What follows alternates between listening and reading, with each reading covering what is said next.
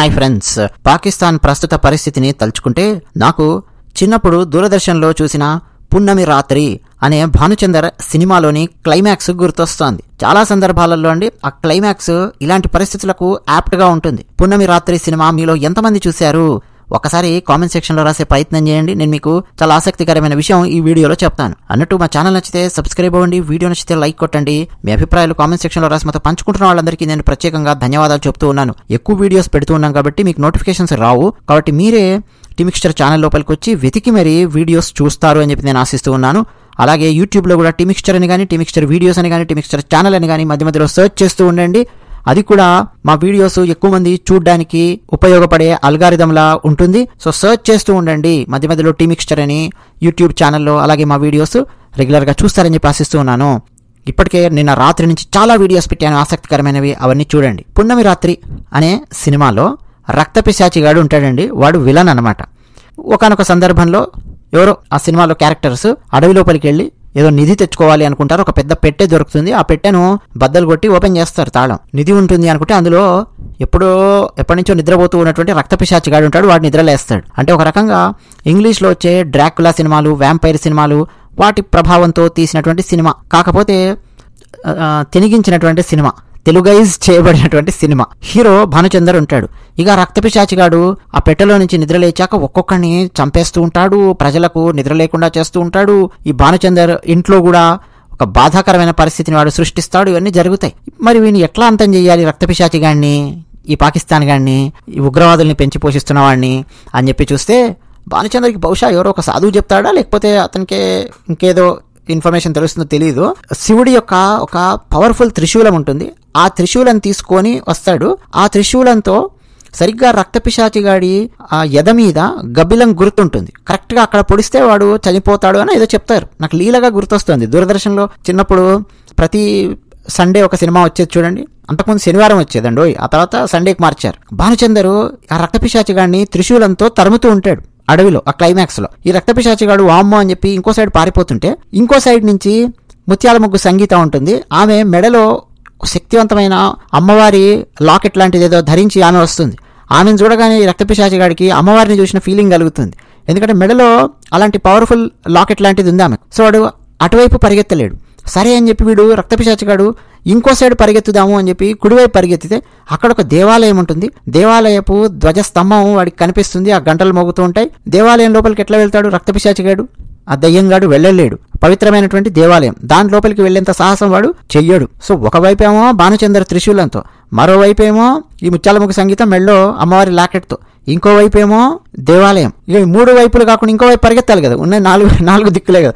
నాలుగో దిక్కు పరిగెత్తాలని చూస్తే ఆ అడవిలో ఉండే గిరిజనులు అప్పటి వరకు ఈ రక్తపిశాచిగాడి బారిన పడ్డటువంటి వాళ్ళు ఒక్కసారిగా ఐకమత్యంతో కాగడాలు ధరించి, ఆయుధాలు ధరించి గుంపులుగా నాలుగో వైపు నుంచి వీడి వైపు దూసుకొని వస్తారు. ఇక వీడిని ఆపుతారు. వీడు ఎటు వెళ్లాలో అర్థం కాదు. ఒకవైపు వెళ్తే దేవాలయం, ఆ గోడ దూకినా వీడు చచ్చిపోతాడు ఆ దేవుడి పవర్కి. సంగీత వైపు వెళ్లాలన్నా వీడికి భయం. ఆమె మెళ్ళో ఉన్న లాకెట్ వల్ల, ఆ పవర్ వల్ల వీడు అవుట్. భానుచందర్ వైపు వెళ్తే పొడుస్తాడు, ఇటువైపు వెళ్తే అక్కడుండే గిరిజనులు వాళ్ళు మంటల్లో కాల్చేస్తారో తెలియదు. ఇట్లా రక్తపిశాచిగాడిని నాలుగు వైపుల నుంచి ఒకేసారి అటాక్ చేస్తారండి. క్లైమాక్స్ సీన్ నాకు చాలా బాగా గుర్తుంది అనమాట. సరే, అఫ్ కోర్స్ హీరో చంపుతాడు కాబట్టి సినిమాలలో భానుచందర్ త్రిశూలంతో నాకు తెలిసి వాడిని కరెక్ట్ చెస్ట్ మీద గబ్బిలం గుర్తుంటే దాని మీద పొడుస్తాడు. ఆ రక్తపిశాచిగాడు సరే కింద పడతాడు. ఆ తర్వాత తగలబెడతారో ఏదో చేస్తారు. పున్నమి రాత్రి అండి సినిమా పేరు. అప్పుడెప్పుడో నా చిన్నప్పుడు చూసిన సినిమా అండి.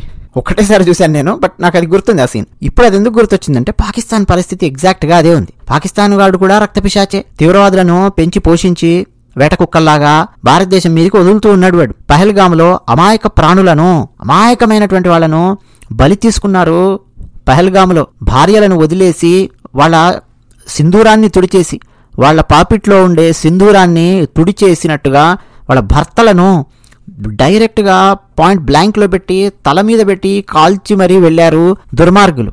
ఆ దుర్మార్గులను పెంచి పోషించినటువంటి పెద్ద పెద్ద తీవ్రవాద సంస్థలన్నింటికి ఎకరాల కొద్దీ ల్యాండ్ ఇచ్చి, ఎకరాల కొద్దీ భూమి ఇచ్చి పాకిస్తాన్ ప్రభుత్వం వాళ్ళను పెంచి పోషిస్తూ వస్తుంది తీవ్రవాద సంస్థలను. ఒక చోటైతే 1000 మంది, మర్కజ్ సుభాన్ అల్లా అని చెప్పి ఉంటుంది కదా, అక్కడ 1000 మందికి ట్రైనింగ్. మురిట్కే అని చెప్పి ఇంకోటి ఉంటుంది, మర్కజ్ మురిట్కే, అక్కడ 1000 మంది దాకా యువకులను తీసుకొని వచ్చి వాళ్ళకి ట్రైనింగ్ ఇవ్వడం, జిహాదీగాళ్లలాగా మార్చడం, వాళ్ళను మతమౌఢ్యంతో ఉన్న వాళ్ళలాగా మార్చడము, ఇంత రక్త పిశాచిలాగా పాకిస్తాన్ వ్యవహరిస్తోంది. ఒక్కసారిగా భారతదేశము తిరగబడి పాకిస్తాన్ను, ఆ సినిమాలో హీరో భానుచందర్ గనక త్రిశూలంతో దూసుకొని వస్తాడే, అట్లా పాకిస్తాన్ కు తూర్పు వైపు పంజాబ్ ప్రావిన్స్, సింధు ప్రావిన్స్ వైపు భారత సైన్యము మిసైల్ దాడులు, డ్రోన్ దాడులు చేస్తూ, మరోపక్క ట్యాంకర్లతో షెల్లింగ్ చేస్తూ బెంబేలెత్తిస్తోంది ఒక డైరెక్షన్ లో. పాకిస్తాన్ యొక్క మరో డైరెక్షన్ మీరు తీసుకొని చూస్తే దాదాపు దక్షిణ ప్రాంతంలో అరేబియా సముద్రం నుంచి కరాచీ పోర్ట్ వైపు భారతదేశానికి చెందిన INS విక్రాంత్ నౌక మీద నుంచి క్షిపణులు, డ్రోన్లు వెళ్లి దాడి చేస్తూ ఉన్నాయి. అది ఇంకో డైరెక్షన్. ఇది రెండో డైరెక్షన్. మూడో డైరెక్షన్ గుజరాత్, భారతదేశంలో ఉన్నటువంటి పంజాబ్, ఈ రెండు భాగాల నుంచి కూడా భారత సైన్యము ఒక పక్క కాల్బలంతోనూ కాల్పులు జరుపుతూ, మరోపక్క ట్యాంకర్స్ ఉపయోగించి పాకిస్తాన్ వాళ్ళు ప్రయోగిస్తున్న డ్రోన్స్ ను కుప్పకూలుస్తోంది. ఇవన్నీ జరుగుతూ ఉంటే అడవిలో ఉండే గిరిజనులు తిరగబడతారు అని చెప్పాను కదా సినిమా సీన్ లోపల, గుంపులు గుంపులుగా. అలా పాకిస్తాన్లోని బెలూచిస్తాన్ ప్రావిన్స్ లో ఉన్న ప్రజలందరూ గుంపులు గుంపులుగా తిరగబడే పరిస్థితి వచ్చేసింది. పాకిస్తాన్ సైన్యాన్ని కొడుతున్నారు, వాళ్ళను చంపుతూ ఉన్నారు, వాళ్ళ మీద బాంబు దాడులు చేస్తూ ఉన్నారు. ఇది పాకిస్తాన్ పరిస్థితి. సో ఆ రక్తపిశాచి గడికి ఎక్కడ పరిగెత్తాలి అనేది వాడికి అర్థం కావట్లేదు. క్లైమాక్స్ లో వాడు చావడం మాత్రం ఖాయం. ఆ చావడం కూడా ఖచ్చితంగా భారతదేశం చేతుల్లోనే, హీరో చేతుల్లోనే చావడం ఖాయం. వాడు ఇన్ని డైరెక్షన్స్ లో ఒత్తిడి ఉందండి వాడికి. కొన్ని సినిమాలలో సీన్స్ చాలా చాలా బాధిస్తారు. నాకు ఇలాంటి సీన్ అండి మళ్ళీ ఇంకా ఎక్కడ కూడా ఇంత ఇంపాక్ట్ తో చూసినట్టయితే నాకు గుర్తులేదు. కొన్ని సినిమాలలో తీస్తారు, వెనక నుంచి హీరో తరుపుతూ ఉంటే వాడు ఇంకో సైడ్ ఏదో పారిపోవాలంటే ఎదురు ఇంకెవరో వస్తారు, అలా తీస్తారు. కానీ 4 డైరెక్షన్స్ లో కూడా దిగ్బంధనం చేసే విధంగా సీన్ నేనైతే ఇప్పటి వరకు ఏ సినిమాలో చూడలేదు, చూసినట్టు కూడా నాకు గుర్తు రావట్లేదు. ఒక్క పున్నమి రాత్రి సినిమాలో రక్తపిశాచి గాడి సీన్ తప్ప. అసలే ఆ సినిమా టైంలో మేము శ్రీశైలంలో ఉండేవాళ్ళం. ఆ శ్రీశైలంలో దోమలపెంట అనే ప్రాంతం ఉంది చూడండి. ఎప్పుడైనా మీ కారులో, బస్సులో ఎంటర్ అయినప్పుడు అక్కడ చూడండి, అక్కడ వరుసగా 3 దేవాలయాలు ఉంటాయి. ఆ టైంలోనే కొత్తగా కట్టారు. మేము అక్కడ ఉన్న టైంలో అయ్యప్ప స్వామి వారి దేవాలయం ఉంటుంది, శివాలయం ఉంటుంది, ఇంకేదో అమ్మవారి దేవాలయం అనుకుంటా ఉంటుంది. ఆ శివాలయంలో చాలా పెద్ద త్రిశూలం ఉండేది. అక్కడ ఇది శ్రీశైలంలో ఉన్న శివాలయం గురించి కాదు నేను చెప్తాను. ఇక్కడ శ్రీశైలం వెళ్లే దారిలో దోమలపెంట చెక్ పోస్ట్ ఉంటుంది కదా, దాంట్లో మీరు లోపలికి వెళ్ళగానే అక్కడ ఉన్నటువంటి శివాలయంలో పెద్ద త్రిశూలం ఉండేది. నేను వెళ్ళినప్పుడల్లా అది చూస్తూ ఉండేవాడిని. ఈ పున్నమరాత్రి సినిమాలో భానుచందర్ త్రిశూలం తీసుకొని ఆ రక్తపిశాచి గారిని చంపుతాడు కదా, నేను చాలాసార్లు అనుకుంటుండేవాడిని అనమాట. ఈ చిన్నప్పుడు దయాల కథలు, రాక్షసుల కథలు, ఈ రక్తపిశాచి కథలు ఏమైనా విన్నా గానీ, అరే ఇక్కడే మన దగ్గరే త్రిశూలం ఉంది కదా, తీసుకొని వేసేయచ్చు, రాక్షసులు ఏమైనా దయ్యాలు ఎవరైనా వస్తే గానీ అని అనుకుంటూ ఉండేవాడిని. అందువల్ల కూడా బహుశా నాకు లాంగ్ టర్మ్ ఆ మెమరీ చాలా బాగా గుర్తుందనమాట. ఒక్కసారి ఆ సినిమా చూసినా గానీ. ఎగ్జాక్ట్ గా పాకిస్తాన్ ప్రస్తుత పరిస్థితి అదే. ఇన్ఫాక్ట్ మరో కోణంలో చెప్పాలంటే మన భారత సైన్యంలో త్రివిధ దళాలు ఉంటాయి కదా, కాల్బలము, నౌకాదళము, వాయుసేన, ఈ 3 కూడా ముప్పేట పాకిస్తాన్ మీద దాడి చేస్తూ ఉన్నాయి. మరోవైపు నుంచి బెలూచిస్తాన్ లో ఉన్న వేర్పాటువాదులు వాళ్ళు పాకిస్తాన్ మీద దాడి చేస్తూ ఉన్నారు. ఇట్లా 4 వైపుల నుంచి 4 దాడులు పాకిస్తాన్ మీద జరుగుతుంటే మరో ఆసక్తికరమైన దాడి కూడా పాకిస్తాన్ లో జరుగుతోంది. ఈ రక్తపిశాచి గడి సినిమాలో లేనటువంటి సీన్ అన్నమాట. పాకిస్తాన్లోనే ఉండే ప్రతిపక్ష పార్టీ, PTI పార్టీ అని చెప్పి పిలుస్తాము, ఇమ్రాన్ ఖాన్ ప్రస్తుతం జైల్లో ఉన్నాడు. పాకిస్తాన్లో ప్రతిపక్ష నాయకుడిని జైల్లో కూర్చోబెట్టారండి పాకిస్తాన్లో. ఆ PTI కార్యకర్తలు నిన్న అర్ధరాత్రి ఫుల్లుగా రోడ్ల మీద పాకిస్తాన్లో బైఠాయించి గోలగోల రచ్చరచ్చ చేశారు. పాకిస్తాన్ ప్రధాని షెహబాజును ఫుల్లుగా తిట్టారు. రోడ్ల మీదకి వచ్చి నీ వల్లనే ఇట్లా భారతదేశంతో యుద్ధం వచ్చింది అని చెప్పి తిట్టారు. అంతేకాకుండా జైలు ముందు కూర్చొని కొన్ని 100 మంది కార్యకర్తలు ఇమ్రాన్ ఖాన్ ను విడుదల చేయాలి అని చెప్పి గోలగోల చేశారు. అంటే 4 డైరెక్షన్లే కాకుండా 5వ డైరెక్షన్ కూడా పాకిస్తాన్ లోపలే ఒక ముసలం పుట్టినట్టుగా అయ్యింది. అంటే ఆ రక్తపిశాచి గాడికి ఈ 4 డైరెక్షన్స్ లో 4 అటాక్ చేస్తుంటే వాడికి అకస్మాత్తుగా ఏ గుండెపోట వచ్చింది అనుకోండి, అదే అన్నమాట పరిస్థితి వాడిది ఇప్పుడు.